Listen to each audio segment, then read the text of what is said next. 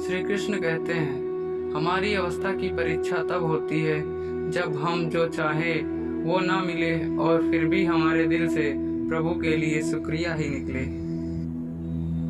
नगर में एक विशाल मंदिर का निर्माण होना था। जोर शोर से चंदा इकट्ठा किया जाने लगा। सबसे अधिक धन देने वाले का नाम दान पट्टिका में सबसे ऊपर बड़े अक्षरों में लिखा जाना था। इसके लिए नगर में प्रतिष्ठित लोग लाला भगवान राय के द्वार पर पहुंचे और अधिकाधिक चंदा देने के लिए उकसाने का प्रयास करने लगे। इसमें बुराई भी कुछ नहीं थी। नेक काम के लिए चंदा मांगा जा रहा था और लाला भगवान राय भी इसमें समर्थ थे। नगर में लाला भगवान राय के अलावा ऐसा कोई व्यक्ति बचा भी नहीं था जो उनसे ज्यादा चंदा देने का सामर्थ्य रखता हो। इसलिए लोग जानबूझकर सबसे बाद में उनके पास पहुंचते हैं। एक सज्जन की अब तक की सबसे ज्यादा दान की राशि की जो रसीद कटी थी उसकी काउंटर फाइल अरविंद को दिखाने लगे। अरविंद ने पूछा कि भाई मुझसे क्या सेवा चाहते हो। आगंतुक में से एक ने कहा कि इन्होंने 11 लाख रुपए दिए हैं, अतः आप कम से कम 12 लाख रुपए अवश्य दें, जिससे दान पट्टिका में आपका नाम सबसे ऊपर बड़े अक्षरों में लिखा जा सके।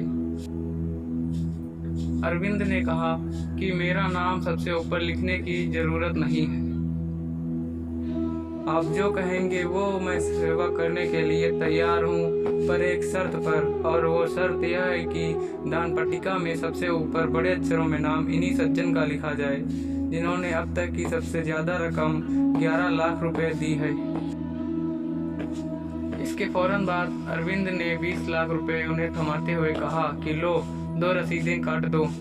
एक रसीद 10 लाख की मेरे नाम से और दूसरी 10 लाख की मेरे सहधर्मिणी के नाम से। दान पट्टिका पर सबसे ऊपर बड़े अक्षरों में नाम लिखवाने के उद्देश्य से दिया गया दान वास्तव में यश की कामना से दिया गया दान है, जो सकाम कर्म की श्रेणी में आता है। दान हमेशा यश की कामना से ऊपर उठकर देना ही श्रेयस्कर है। यह अलग बात है कि निष्काम भाव से प्रदत्त सात्विक दान से जो प्राप्ति होती है उसका आंकलन संभव नहीं है। जिसने देने की इस कला को सीख लिया उसे भला किस चीज की कमी और यश से उसे क्या प्रयोजन।